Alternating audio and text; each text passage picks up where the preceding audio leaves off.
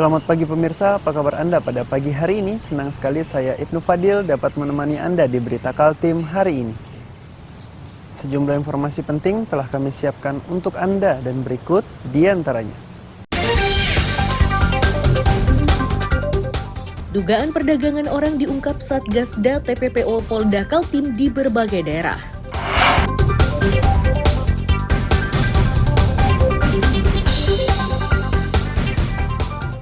Di segmen 2, kembali kami sampaikan berita paling menarik di Kalimantan Timur sepekan terakhir.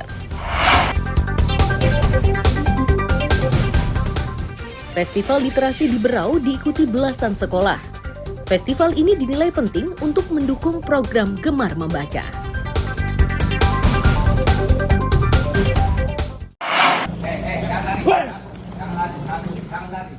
Satuan Tugas Daerah Tindak Pidana Perdagangan Orang atau Satgasda TPPO Polda Kaltim menggerebek sejumlah orang yang diduga terlibat perdagangan orang di wilayah Balikpapan.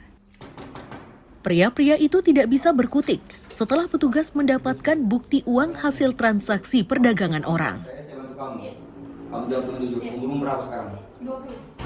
Kabid Humas Polda Kaltim Kombes Pol Yusuf Sutejo menyatakan, penggerebekan ini dilakukan Satgasda TPPO di beberapa daerah seperti Bontang, Samarinda, Kukar, Balikpapan, dan Pasir. Dari penangkapan ini didapati sejumlah kasus mulai eksploitasi anak di bawah umur hingga kawin kontrak. Ini ada 6 kasus yang berhasil kita ungkap.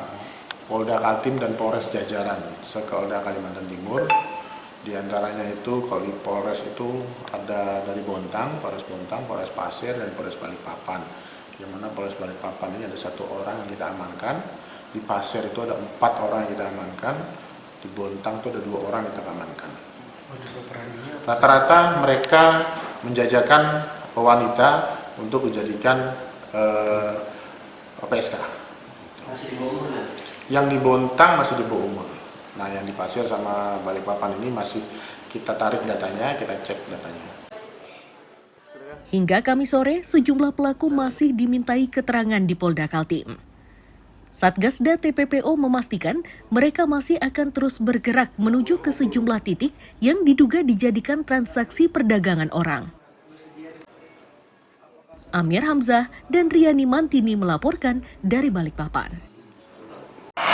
Baik, bismillahirrahmanirrahim. Assalamualaikum warahmatullahi wabarakatuh. Mantan Bupati Penajam Pasir Utara, Abdul Ghafur Mas'ud, yang masih di penjara itu kembali harus menghadapi perkara penyelewengan anggaran penyertaan modal untuk perusahaan umum daerah Benua Taka. Dalam pengumumannya pada Rabu malam, KPK menyebut kerugian negara sebesar 14,4 miliar rupiah dari total yang diajukan 29,6 miliar rupiah tahun anggaran 2019-2021. Selain Abdul Ghafur Mas'ud, KPK turut menetapkan 3 orang sebagai tersangka.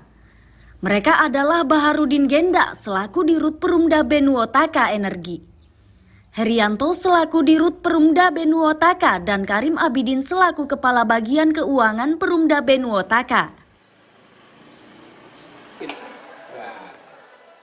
Menanggapi bertambahnya kasus yang menjerat mantan bupatinya, Sekretaris Daerah Thohar menyatakan evaluasi terhadap berbagai program pembangunan kini dilakukan. Bagaimana memproduksi satu, itu kan ukurannya materi yang mana? Selama ini disubsidi atau tidak, Pak? Ada evaluasi untuk kapal alternatif. Evaluasi kan terus-terusan kita lakukan, bukan nunggu nanti. Kalau untuk penyertaan modal sendiri, Pak? Penyertaan modal baik ada kebijakan dari bagian dari kebijakan daerah sampai saat ini belum ada. Tapi belum ada rencana untuk penyertaan modal lagi? Sampai dengan saat ini belum. Ini dampak dari kasus ini nggak sih, Pak? Sehingga tidak ada penyertaan modal lagi? Artinya ini cerminan besar bagi kita. Terhadap kekurangan kelemahan itu apanya, itu menjadi bagian yang mesti harus mendapat perhatian stakeholder yang terkait dengan kebijakan. Baik, bismillahirrahmanirrahim. Assalamualaikum warahmatullahi wabarakatuh. Tersangka dijerat pasal 2 ayat 1 atau pasal 3 Undang-Undang RI tentang pemberantasan tindak pidana korupsi dengan ancaman pidana hingga 20 tahun penjara. pengetahuan yang cukup terkait dugaan perbuatan pidana. Amir Hamzah dan tim liputan melaporkan dari Penajam Pasir Utara. Sehingga dilakukan AGM dengan jabatannya selaku Bupati periode 2018 sampai dengan 2023 sekaligus. Lapas narkotika di Sempaja Samarinda ini merupakan satu di antara lapas dan rutan yang didatangi Wakil Menteri Hukum dan HAM, Edward Omar Syarif, Kamis siang. Dari beberapa lapas dan rutan tersebut, Edward Omar Syarif terkesan dengan lapas narkotika yang dinilainya sebagai lapas terbersih. Meski begitu, ia juga prihatin dengan kondisi lapas Sudirman yang dinilai melebihi kapasitas.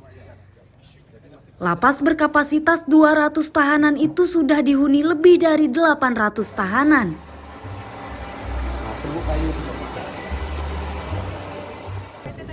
UPT di Samarinda ini sangat luar biasa ya.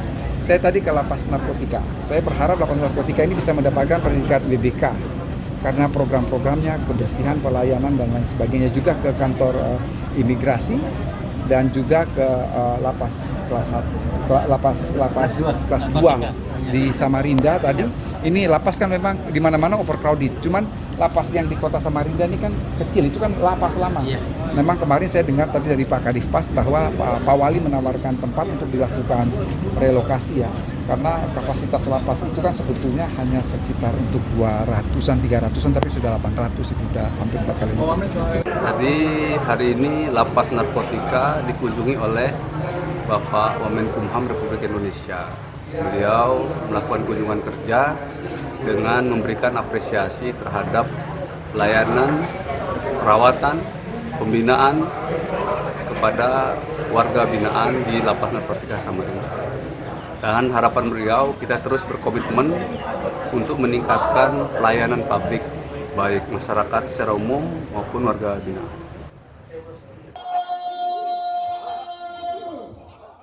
Wamenkumham berharap semua lapas se-Indonesia bisa seperti lapas narkotika. Ia senang karena suasana lapas ini bersih dan pembinaannya dilakukan secara merata. Amir Hamzah dan tim liputan melaporkan dari Samarinda.